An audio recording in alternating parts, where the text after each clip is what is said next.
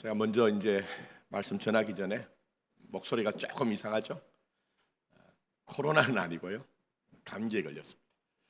1부 예배, 2부 예배 때 설교자가 설교를 하다 보면 메시지가 이렇게 잘 이렇게 들어간다는 느낌이 있지만 어떨 때는 이렇게 튕겨 나오는 느낌이 있을 때가 있어요. 오늘이 좀 그랬습니다. 그래서 1부, 2부 때는 광고 시간에 성도의 교제 시간에 얘기를 했더니 그때서야 성도들의 얼굴이 확 풀리는 거예요. 그래서 안심하시라 이런 입장에서 먼저 말씀드렸습니다. 자, 오늘부터 지난주에 정리했던 주님을 믿는 믿음으로 자기에게 주어진 삶을 자기로 책임지며 사는 것이 무엇인가를 이제 좀 다루려고 합니다. 자, 그 첫 시간으로 충성입니다. 충성 이러면 어떤 느낌 드세요? 떠올릴 수 있는 이미지는 군대, 그리고 그렇기 때문에 어떤 이해와 설득보다는 당위성에 대한 명령의 무조건적이고 기계적인 복종, 뭐 이런 느낌이 우리에게 와닿습니다. 그러다 보니까 부담스럽고요. 심지어 충성 이러면 아니 나를 또 무엇으로 이용하려고 하는가 하는 걱정이 앞서는 것이 충성이란 겁니다. 자, 그러나 성경적으로 충성은 그렇지 않습니다. 절대 그렇지 않습니다. 충성은요, 나를 이해시키고 설득시킨 하나님께 마음을 두는 것, 그 자체를 충성이라고 합니다. 자, 다시 한번 말씀드립니다. 나를 이해시키고 나를 설득시킨 하나님께 마음을 두는 것, 그게 바로 충성이에요, 여러분. 자, 그런 점에서 한자로 충성이란 말에서 충자가 어떻습니까? 가운데 중자 밑에 아래는 뭐가 있죠? 그렇죠, 마음심 있잖아요. 물론 한자를 성경으로 그대로 대입한다는 것은 그게 뭐 그렇게 맞다 이런 것은 아니지만, 그러나 결국 충성이란 것은 우리의 충성의 대상이 되시는 하나님께 마음을 두는 거예요. 그런데 성경에서 이 충성이 얼마나 소중하고 중요하냐 하면요, 오늘 읽은 본문이 이제 24장과 함께 마태복음의 이제 종말장 이렇게 갑니다. 자, 24장과 25장이 뭐라고요? 마태복음의 종말장, 묵시록 이렇게 얘기합니다. 자, 그런데 여기에 대해서 주님께서 말씀하실 때에 마지막 때가 될수록 우리의 삶은 복잡해진대요. 세상은 복잡해진대요. 그러면서 사람들이 감각적이 되어서 육신적인 것과 세상에 속한 것은 사랑하지만 하나님을 향한 사랑이나 영혼에 대한 소망은 점점 잃어버린다. 그리고 불법을 행하는 일들이 많아질 것이다 얘기합니다. 그럼 우리가 사는 시대에 어떻습니까? 주님이 말씀하신 것이 그대로 우리에게 느껴지죠. 그리고 우리가 살아가면 갈수록 그런 시절은 더 심각하게 우리에게 다가올 것입니다. 그러니 이런 현실에서 정말 우리가 우리의 삶을 믿음으로 책임지며 산다는 것은요, 하나님 앞에서 충성이 얼마나 소중한지 모릅니다. 자, 오늘 본문은 다 잘 아시는 부분입니다. 흔히 달란트의 비유 이렇게 얘기해서 어떤 주인이 먼 나라로 떠나면서 자기 수하했던 3명의 종을 불렀습니다. 5달란트, 2달란트, 1달란트를 맡겼습니다. 그렇게 주인이 이제 가고 난 이후에 오랜 시간이 지난 후에 주인이 다시 왔습니다. 그럴 때에 주인이 종들에게 맡겼던 것을 결산합니다. 자, 결산하는 결과가 어떤가요? 5달란트와 2달란트 맡은 종은 몇 배를 남겼어요? 받은 만큼 남겼잖아요. 근데 문제는 1달란트 받은 종이 그냥 남긴 것이 아무것도 없다는 것입니다. 오히려 받은 1달란트를 땅에 묻어두었다가 주인님, 당신의 것이 여기 있습니다, 이렇게 얘기를 합니다. 자, 그래서 5달란트, 2달란트 받은 종은 칭찬을 받고 1달란트 받은 종은 바깥 어두운 데 내침을 당하고 책망을 받는다는 것이 오늘 줄거리예요. 자, 우선은 여러분이 주님이 말씀하신 이 비유를 지금까지 어떻게 들으셨습니까? 잘 한번 생각해 보시고 또 이 비유를 여러분들은 어떻게 지금 이해하고 있느냐는 거예요. 때로는 어떤 분들은요, 5달란트와 2달란트 받은 종은 당장 나가서 열심히 일을 했는데 1달란트 받은 종은 나가서 일하지 않은 게으름 때문에 책망을 받았다는 얘기를 합니다. 또 더 나가서는 이 한 달란트 받은 종은 조금 더 깊이 생각을 하면서 어쩌면 이 사람은 다른 두 종과 자기를 비교하면서 열등의식 속에서 자기가 일하지 않은 것이 아닌가 그렇게 얘기를 하기도 합니다. 그리고 심지어는 이 종의 잘못은 다른 것이 아니라 주인 앞에 대던 것이 잘못이다. 그러니 우리가 무조건적으로 순종해야 된다. 이런 우리가 메시지도 들어보기도 했습니다.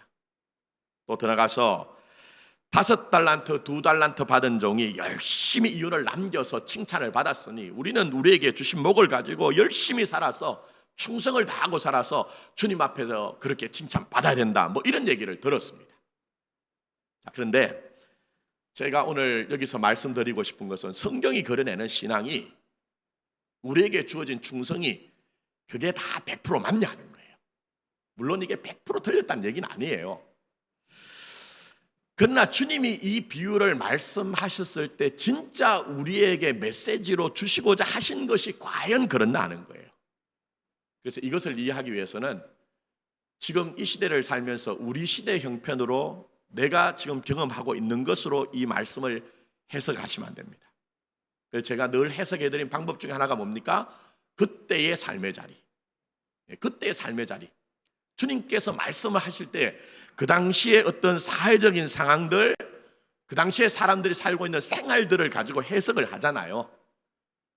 그래서 조금 길지만 제가 오늘 최대한 전문적인 용어는 빼고 간략하게 말씀 한 3가지 정도를 정리해 드리려고 합니다. 자, 첫 번째는 달란트에 관한 거예요. 그 다음에 2번째, 그 당시에 주인과 종의 관계에 관한 거예요. 그 다음에 3번째 보니까 주인이 이제 종을 꾸짖죠.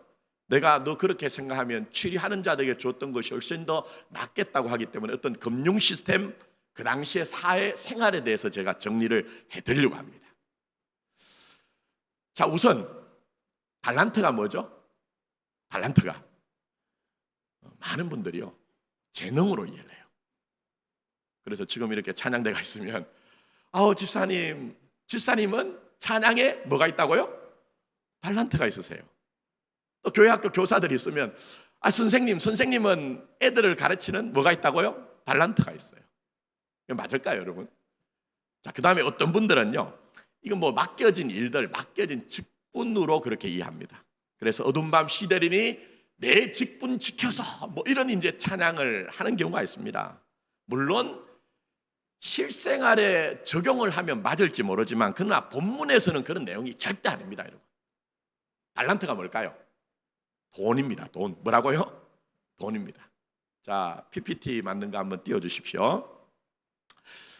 자, 원래 달란트는 구약에서는 무게 단위예요. 그런데 신약에 오면 달란트는 화폐가 됩니다. 그래서 이 예수님 당시에 화폐 단위를 지금 제가 기록해놨는데 제일 큰 게 달란트예요. 자, 그 다음에 뭡니까? 머나. 그 다음에 데나리오는 많이 들어보셨죠? 한 사람의 품꾼이 품삯을 받는 하루의 그 어떤 비용들, 그걸 데나리온이라고 합니다. 자, 데나리온 다음에 뭐죠? 아사리온. 이거 어디서 나옵니까? 참새 2마리가 땅에 떨어지는 것도 얼마에 팔린다고요? 한 아사리온에 팔리는 것, 이렇게 얘기하시잖아요. 자, 그 다음에 고들란트, 마지막이 렙돈 이렇게 됐습니다. 자, 여기서 다루지 않은 게 있어요. 그게 뭡니까? 여러분들 혹시 드라크마라는 말을 보셨죠? 성경에서? 자, 드라크마는 뭐냐 하면요, 수리아 지역에 주님께서 가셨다고 할 때 그 수리아 지역은 헬라 사람들이 정착해서 살던 곳인데 헬라 지역에 통용되는 화폐로서 데나리온과 값어치가 같습니다. 자, 그 다음에 또 하나가 있어요. 세겔이라고 하는 것. 근데 이 세겔은 일반인들이 사회에서 사용하던 돈은 아닙니다. 오직 성전에서, 성전 안에서만 통용되는 돈이 바로 세겔이라는 것입니다. 자, 다시 한번 정리를 해볼까요? 혹시 여러분들이 성경 읽으시면서 그렇구나 하고 이해를 좀 하셔야 되는데 제일 큰 게 뭐라고요? 달란트, 그 다음 머나, 그 다음이요 데나리온, 그 다음 아사리온, 그 다음이요 고들란트, 렙돈, 이렇게 되어 있습니다. 자, 그러면 달란트가 요즘 시세로 하면 어느 정도 될까요? 그런 얘기 들어보셨습니까? 최소 6억, 많이 잡으면 10억 정도 됩니다. 지금 방금 어느 분이 이렇게 하셨는데 여러분들이 생각하던 달란트하고 많이 다르죠? 우리가 달란트를 그렇게 오해한 이유가 있습니다. 주일 생활, 주일 학교 생활, 교회 학교 열심히 다녔기 때문입니다. 우리가 아주 어릴 때부터 교회 학교 다닐 때요, 신학기가 되면 올망졸망 애들이 모이잖아요. 그러면 선생님이 하신 얘기가 뭡니까? 얘들아, 출석에는 몇 달란트, 요절 암송에는 몇 달란트, 전도하면 몇 달란트 준다, 이렇게 하잖아요. 예? 그렇게 열심히 해가지고 한 6개월 정도 이제 되면 달란트 시장을 여는데, 그때 달란트를 어떻게 사용해요? 공책이나 문구류는 뭐 그저 2달란트, 3달란트. 그거 아니면 뭐 떡볶이나 아니면은 뭐 어묵 같은 것은 뭐 10달란트. 이다 보니까 이 달란트가 하찮게 여겨지는 거예요. 근데 그렇지 않습니다. 그렇지 않다는 거예요. 그러니까 하나님의 말씀인 성경을 지금 우리가 우리 형편에서 이해하면요, 굉장히 다른 이해가 생길 가능성이 높다는 거예요. 그래서 제가 아까 데나리온이 하루에 어떤 사람이 일을 하는 임금이라고 했는데, 그냥 요즘으로 말해서 하루에 일당을 10만 원 받는다고 하면 이 달란트는 그 데나리온의 몇 배가 될까요? 6,000배입니다. 6,000배. 그러니까 10만 원 곱하기 6,000 하면 얼마죠? 6억 정도 됩니다. 그리고 일당을 받는 사람이 하루도 일하면서 먹지 않고 쓰지 않고 20년 동안을 모을 수 있는 돈이 바로 달란트예요. 자, 이 달란트가 어느 정도로 크냐 하면요, 제가 가끔 역사 얘기했죠. 그래서 어떤 분들은 좀 어렵다, 힘들다 하는데, 성경은 생각하는 책이에요. 그래서 많이 생각하시고 신앙의 진리를 따라오셔야 되는데, 대헤롯 왕이 자기 후계자를 세우지 않고 죽어서 로마 제국이 그 아들 3명을 분봉이라고 해서 각 지역을 나눠주잖아요. 그때 갈릴리 지역은 살기가 괜찮습니다. 갈릴리 호수도 있고 뭐 이렇게 저렇게 해서 살기 괜찮은데, 이 갈릴리 지역을 다스리던 왕이 누구냐? 헤롯 안티바스예요. 근데 헤롯 안티바스가 1년 동안 자기의 영지에서 총 수입을 얼마를 거두느냐면요, 그 당시 자료를 보면 200달란트예요. 200달란트. 그럼 어마어마하죠? 우리가 생각하는 달란트하고는 너무 다르다는 거예요. 일단은 여러분이 그렇게 생각을 하셔야 된다는 겁니다. 자, 그 다음에 두 번째는 주인과 종의 관계입니다. 이 말씀을 읽으실 때 여러분은 심각하게 읽지 않아요. 왜 그렇습니까? 이 종이란 것을 그저 요즘으로 얘기하면 고용인과 피고용인, 사용자와 근로자 정도로 여깁니다. 그런데 여기 나오는 종은요, 노예입니다. 노예. 뭐라고요? 노예입니다. 쉽게 얘기하면 농노예요. 농노. 그러니까 원래 당시 상으로 얘기를 드리면요, 유대가 로마의 속주였잖아요. 로마가 자기의 속주를 다스리는 방식이, 전문적인 얘기를 빼고 분봉이라는 방식을 택했습니다. 그게 무슨 얘기냐면, 이 로마 제국이 자기의 권세를 가지고 그 현지인 권세자들에게 토지를 기반으로 해가지고 권세를 나눠주는 거예요. 그러면 그 권세를 받은 현지인 권세자는 어떻게 해야 될까요? 로마 제국에 대해서 충성을 다하고 세금을 바쳐야 되는 거예요. 그런 구조가 지금 이제 이 본문의 배경이 된다는 것입니다. 근데 그 당시에 이렇게 분봉을 받아서 자기 토지를 가지고 있던 사람들은 왕족, 귀족, 종교 지도자였고, 대부분의 농민들은 땅이 없었어요. 그럼 여러분, 왕족이, 귀족이, 종교 지도자가 일할까요? 그렇게 하지 않잖아요. 그럼 어떻게 합니까? 소작을 주는 거예요. 소작을. 제 어릴 때도 저희 집안이 종갓집이어서 소작을 주고 뭐 이런 것들을 제가 본 적이 있습니다. 근데 그 당시에 소작의 이 조건은 너무너무 가혹했어요. 너무너무 가혹했어요. 이건 뭐 지대나 인두세 이런 거 다 빼버리고 그냥 간단히 말씀드리면, 농민 한 명이 1년을 농사지어서 100이라는 수익을 거뒀으면요, 60%는 무조건 뺏어갑니다. 어마어마하죠. 60%는 무조건 가져가는 거예요. 심지어는 가뭄이 들고 홍수가 나고 병해충이 나도 그 60%는 무조건 가져가는 거예요. 그러면 얼마나 힘들겠습니까?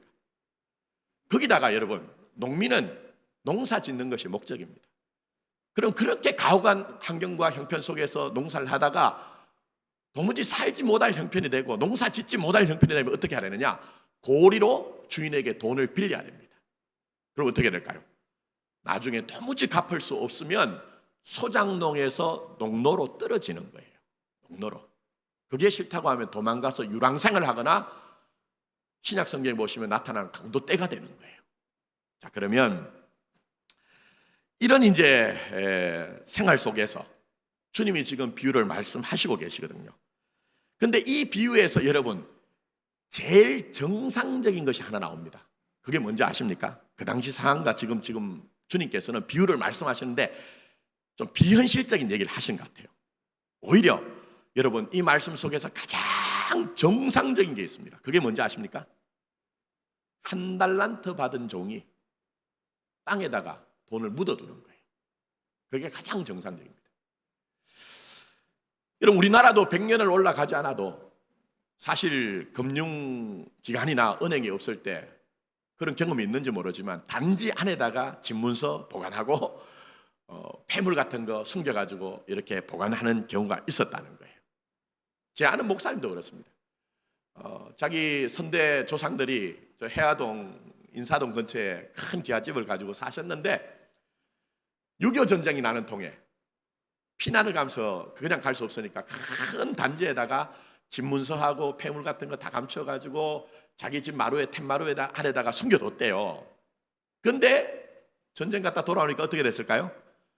툇마루는 뜯겨 있고 깜짝 놀라가지고 선대 선조들이 막 황망하게 그 숨겼던 곳에 가보니까 이미 다 파져가지고 아무것도 없더라는 거예요.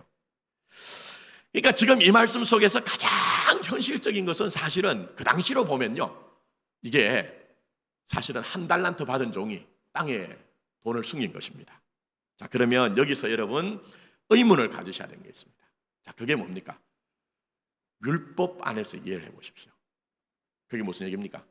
하나님의 말씀으로 성립하였고 하나님의 말씀으로 움직여야 되는 이 유대 나라라는 이 나라 안에서 과연 왜 종이 있는 것이며 왜 고리대금업을 통해서 소작농이 노예로 가는가 하는 것이죠.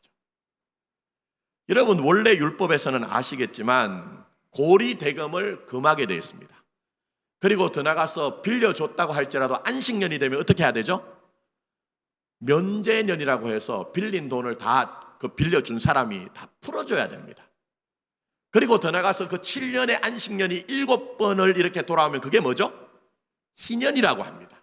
희년이 되면요, 뭐 돈을 이렇게 뭐 면제해 주는 것뿐만 아니라 종이 있다고 할지라도 돌려보내야 돼요. 돌려보내야 되는 거예요. 근데 오늘 이 비유 속에서 왜 소작을 하다가 이 종이 농노가 노예가 생기는 것이며 그런 현실들 속에서 그렇게 신음하고 아파하는데 그 현실이 지금 이 주님께서 지금 말씀하신 현실을 뭘 드러내고 있느냐는 거예요. 다른 것이 아닙니다. 하나님의 말씀이 적용되지 않고 있다는 거예요. 심지어는 제가 말씀드렸던 분봉이라는 것 속에는 그 당시에 여러분이 신약 성경 보시면 공의회라고 하는 산헤드린 공의회가 있었습니다. 이 사람들은 사법기구예요. 종교적인 사법기구. 이 사람들이 누구냐?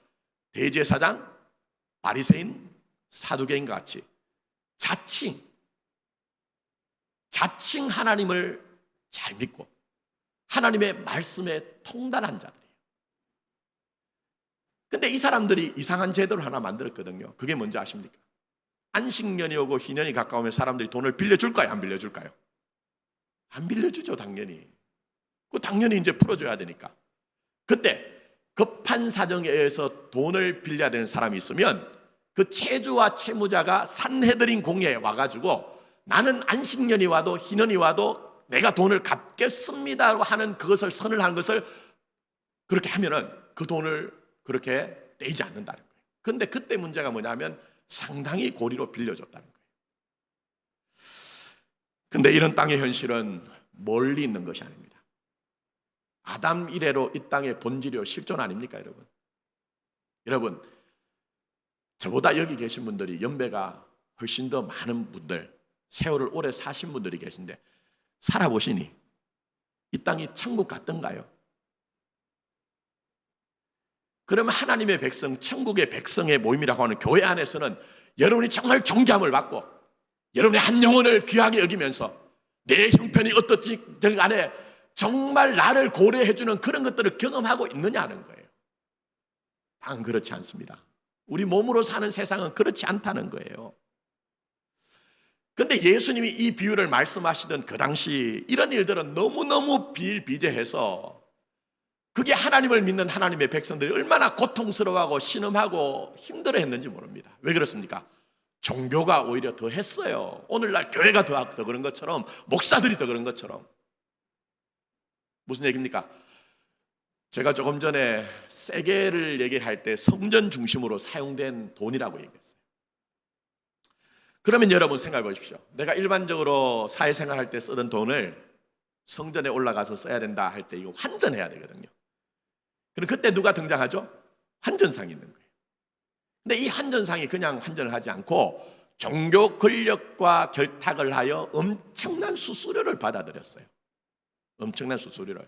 더 나가서 여러분 유대는 아시는 것처럼 절기를 정해놓고 누구든지 올라와가지고 제사함을 받아야 되잖아요. 그건 무슨 얘기입니까? 이스라엘이라는 나라는 피로 유지되는 나라라는 거예요. 그러니까 하나님의 희생과 섬김으로 유지되는 나라라는 것을 보여주시기 위해서 제사라는 제도를 뒀거든요. 이건 오늘날 교회도 마찬가지입니다. 교회가 목사 때문에 존재합니까? 제발 그런 착각하지 마십시오. 여러분들이 지금까지 어떤 목사에게 그렇게 배우셨는지 모르지만 교회의 중심은 머리가 되시는 예수 그리스도지 목사가 절대 될 수 없는 거예요. 심지어는 여러분이 그렇게 이 교회에서 몸담아 오랫동안 신앙생활을 하셨는데 이 교회의 중심이 여러분 자신입니까? 그렇게 오해를 하시면 절대 안 되는 거예요.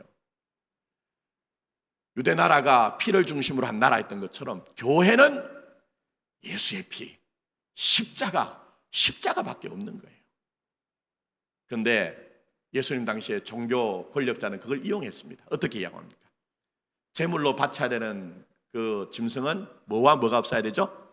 흠과 티가 없어야 돼요. 근데 먼 곳에서부터 자기 집에서 소나 양이나 비둘기를 가져오면 이게 오는 길에서 상하거든요. 그러니 그렇게 할 수도 없고 설사 가지고 왔다고 해도 그게 정결한 짐승인지를 판정하는 제사장이 아니라고 하면 아닌 거예요. 그럼 어떻게 됩니까? 어쩔 수 없이 그 성전 주변에 종교 권력과 결탁을 한 그 이제 짐승을 파는 사람들에게 소나 양이나 비둘기를 사야 됩니다. 왜 소나 양이나 비둘기일까요? 하나님 말씀 보시면요, 정말 하나님은 배려가 깊은 분이에요. 형편에 따라서 제물을 바치도록 했거든요. 그러니 여러분 속지 마십시오. 목사가 무슨 막 감동을 주면서 여러분에게 막 어떤 강압을 하면서 이렇게 저렇게 하셔야 됩니다 할 때 여러분은 여러분의 형편대로 그렇게 사시면 돼요. 형편대로. 그런데 예를 들면 비둘기는 뭐죠? 가난한 자들이 바치는 제물입니다. 그래서 예수님이 첫 번째 규례를 따라 성전에 올라가셨을 때 그 부모님이 뭘 바쳤죠? 비둘기 바쳤잖아요. 그래서 예수님이 가난한 형편에 계셨다는 것을 보여주는 거예요. 근데 예를 들면 비둘기 한 마리에 대해서 그렇게 짐승을 파는 사람들이 뭐 그야말로 부르면 갑 아니겠습니까? 부르면 갑이죠. 한 마리 20만 원 이렇게 해놓으면 각 식구별로 그걸 다 사야 되거든요. 그러니 절기가 있을 때마다 가난한 사람들 얼마나 힘들었겠느냐, 고통스럽겠느냐 하는 것이죠. 자, 이런 식으로 작동이 되는 현실 속에서 지금 주님이 말씀하세요. 그러면 그 주님의 비유를 듣는 사람들은 말씀드린 것처럼 무슨 생각을 할까요? 여러분이 만약에 지금 이 말씀을 성경으로 보는 것이 아니고 주님 앞에서 주님의 음성을 통해서 이 말씀 비유를 듣는다고 하면 무슨 생각이 들까요? 아유, 예수님은 왜 저렇게 비현실적인 얘기를 하시지? 아니, 우리 사는 형편 모르는 거야? 그렇게 생각하지 않았을까요, 여러분? 여러분이라도.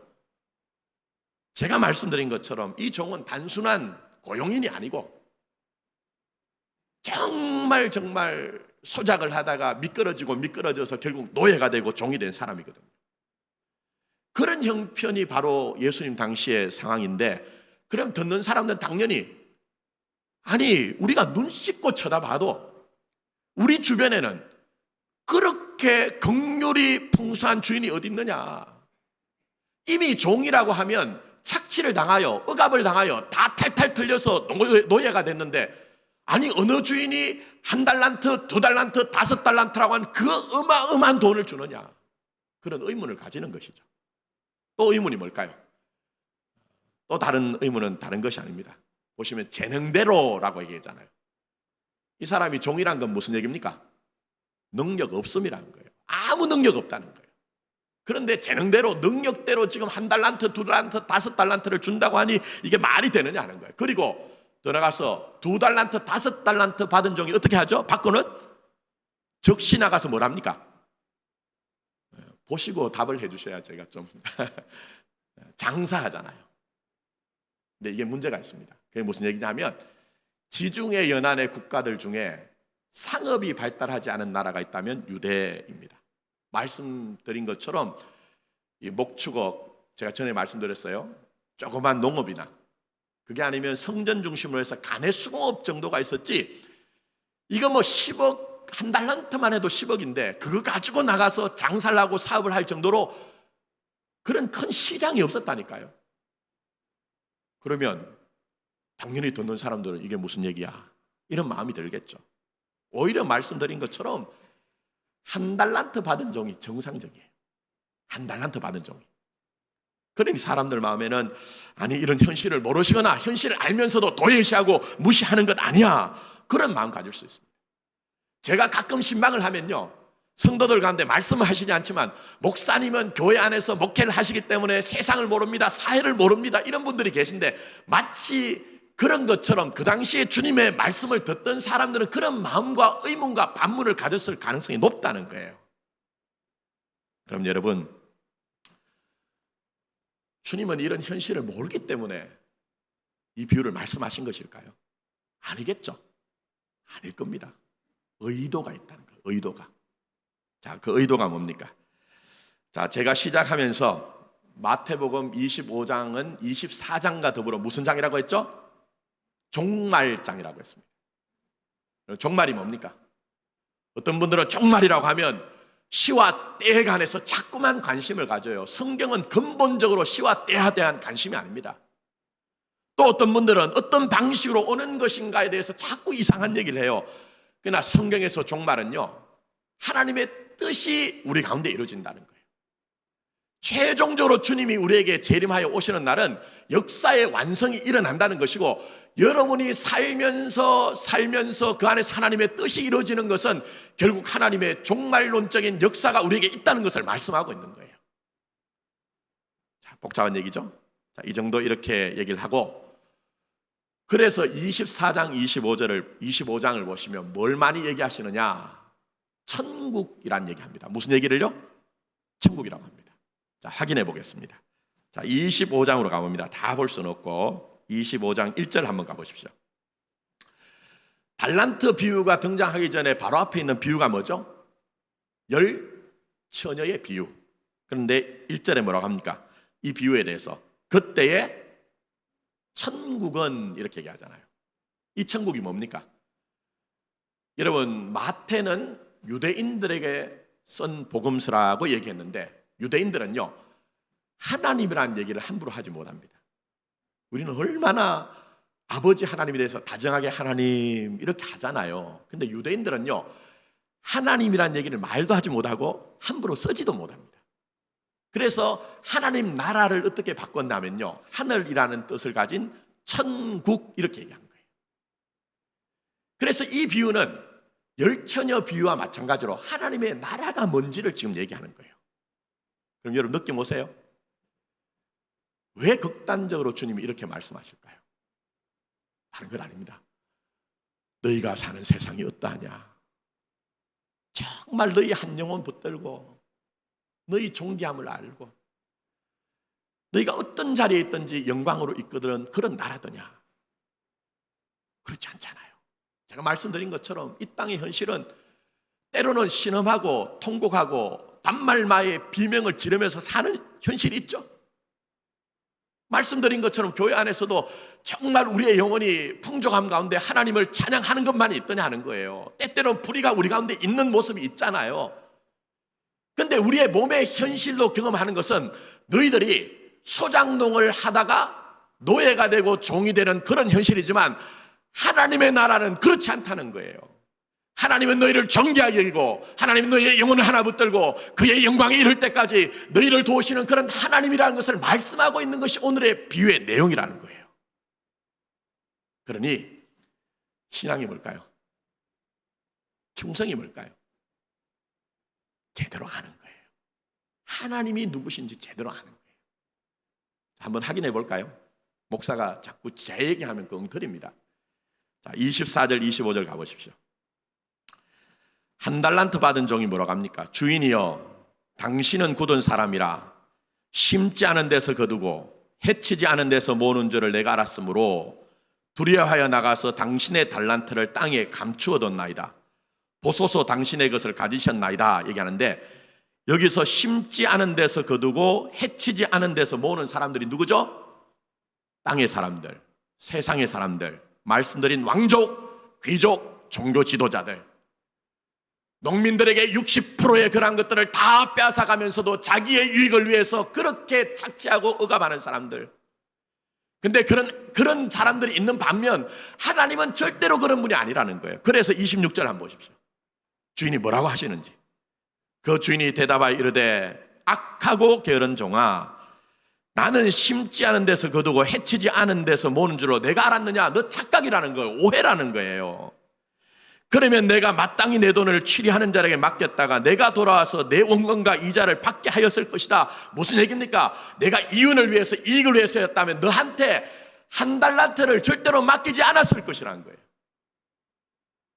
여러분, 하나님 앞에서 악하고 게으른 게 뭡니까?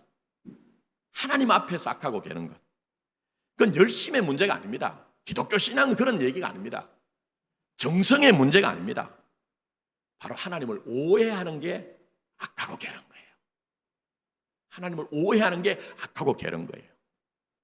그러니 2달란트, 5달란트 받은 종이 착하고 충성된 종이라고 칭찬받은 것은요, 이익과 이윤을 망겼기 때문이 아니라 아버지 하나님이 어떤 분인가 하는 것을 알았기 때문에,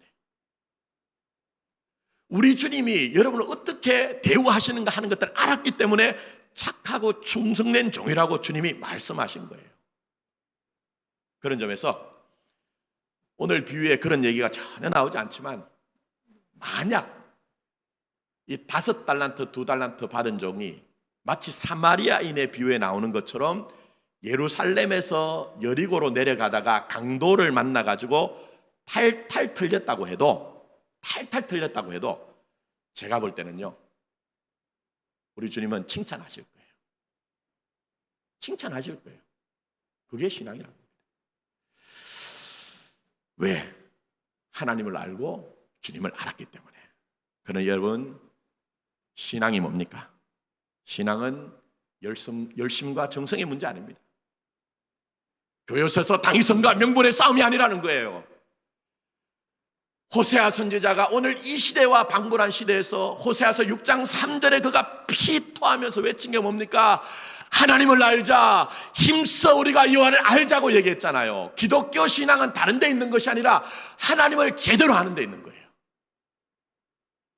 물론 이것은 지식의 문제, 정보의 문제가 아니라 내 열심, 내 정성보다 앞서 아들을 주신 그 사랑 가운데서 나를 구원하셨고, 그뿐만 아니라 하나님 자신이 목적한 곳까지 이르게 하기 위해서 지금도 여러분의 인생에 함께 하시며 지금도 일하시는 그 하나님의 사랑을 아는 것, 그게 바로 하나님을 알자 힘써 여호와를 알자고 얘기하는 거예요. 여러분, 이거 알지 못하면 가난한 인생 살 수밖에 없습니다. 평생을 예수를 믿고 목사, 장로, 권사, 집사라고 보기에는 대단한 경건을 가지고 자기 몸을 불사르게 내어주는 것처럼 보여져도 하나님을 오해해서 그저 하나님이 나를 이용한다는 차원에서 내가 손해본다는 느낌을 가지면 절대 여러분은 풍성한 그의 사랑을 알 수가 없다는 거예요. 그러니 여러분의 소원이, 간구가 뭐가 돼야 됩니까? 하나님 제대로 알게 해주십시오. 우리 주님 제대로 알게 해주십시오. 그저 왕년에 내가 이런 신앙을 가졌다는 것이 아니라 오늘도 여전히 나를 존귀하게 이셔서 그의 영광 가운데 두시는 그 나에게 역사하시는 그 하나님을 알게 해달라는 소원과 간구가 있어야 된다는 거예요. 그걸 지금 우리에게 말씀하고 계시는 것입니다. 자, 그런 점에서 대표적으로 로마서 8장 28절 전 너무 좋아합니다. 사도 바울이 얘기한 게 뭡니까? 우리가 알거니와 하나님을 사랑하는 자 곧 그의 뜻대로 부르심을 입은 자들에게는 모든 것이 합력하여 뭘 이룬다고요? 선을 이루느니라. 이게 무슨 얘기입니까, 여러분? 그 당시에 로마 교회는 핍박과 환난과 고난 가운데 있었습니다. 그럼 어렵겠죠. 어렵습니다, 우리처럼. 근데 사도 바울이 얘기하는 것은요, 우리가 동원할 수 있는 모든 것들, 예를 들면 우리가 하나님의 영광에 이른다든지 아니면 구원에 이른다든지 우리가 때로는 고난 가운데서도 승리를 한다든지 우리가 동원할 수 있는 모든 것들, 그게요 하나님 편에 이미 계획되어 있다는 거예요. 그게 합력하여 선을 이룬다는 겁니다. 그러니까 우리의 능력과 책임의 한도 안에 있는 것이 아니라 하나님이 자신의 능력과 책임 안에 너희 인생을 뒀기 때문에 결국 그런 쪽에 간다는 것을 얘기를 하고 있어요. 그러니 말씀드린 것처럼 하나님의 사랑을 알아야 되겠죠. 그리고 이어서 29절 30절 뭐라고 얘기하십니까? 이걸 조직 신학에서는 구원의 여정, 구원의 서정이라고 합니다만, 자, 이렇게 얘기합니다. 하나님이 미리 아신 자들을 또한 그 아들의 형상을 본받게 하기 위하여 미리 정하셨으니 이는 그로 많은 형제 중에서 맏아들이 되게 하려 하심이니라.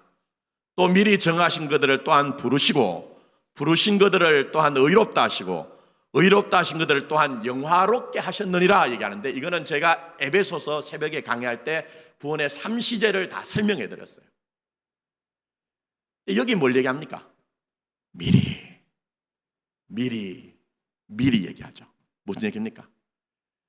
여러분이 가진 이해나 여러분이 가진 성취나 여러분이 가진 열심보다도 하나님이 앞서 계획하셨고 그것을 위해서 아들을 주셨을 뿐만 아니라 더한 일을 여러분의 인생 안에서 지금 이루어가고 계시다는 거예요. 이루어가고 계시다는 거예요. 그게 기독교 신앙입니다. 그러니 여러분, 충성이 뭐냐? 제발 오해하지 마십시오. 내가 하나님을 만족시켜 드리기 위해서 강박적으로 사는 것 충성 아닙니다. 절대 그렇지 않습니다. 성경은 그런 얘기하지 않습니다. 들어가서 때때로 어떤 분들은 그런 얘기해요.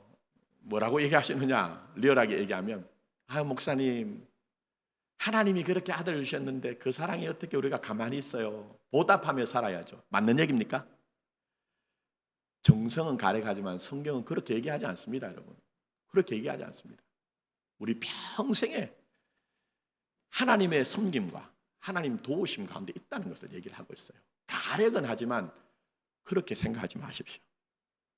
오히려 세상은 말씀드린 것처럼 소작농을 농로로 노예로 만들지만 아버지는, 우리 주님은 여러분을 끝까지 그렇게 대접하지 않고 아들의 영광에 이르게 하신다는 거예요. 세상은 여러분을 옥매어서 종으로 노예로 만들지 모르지만 우리 주는 우리가 때로는 죄의 종노릇 하기도 하고 실수와 실패와 못난 구석이 있다 할지라도 지금도 여전히 주님은 여러분을 위해 일하고 있다고 말씀하고 있습니다. 그러니 신앙이 뭡니까? 충성이 뭡니까? 명분과 당위성도 아니고 내 열심과 정성을 확인하는 것도 아닙니다. 내게 찾아오셔서 내게 긍휼을 베푸신 그 사랑 하나하나 확인해가면서 그 앞에 설득당하여 이해가 되므로 내게 먼저 충성하신 분이 하나님이라는 것을 아는 거예요. 잘 한번 생각해 보세요. 내가 하나님 앞에 충성한 겁니까? 아니면 하나님이 여러분에 대해서 먼저 충성하신 것입니까? 말씀드리지 않아도 하나님이 여러분에 대해서 먼저 충성하신 거예요. 그러니 그 충성 안에 우리의 인생이 있는 것을 알고 우리가 세상을 이기는 것조차도 우리에게 보장되어진 충성이란 것을 알고 여러분이 아무쪼록 주님만 의뢰하고 하나님 아버지께 마음을 두고 살아갔으면 좋겠습니다. 그래서 우리를 풍성하게 하신 하나님의 은혜 가운데 발견되는 그런 여러분 되기를 예수님의 이름으로 축복합니다. 기도드리도록 하겠습니다.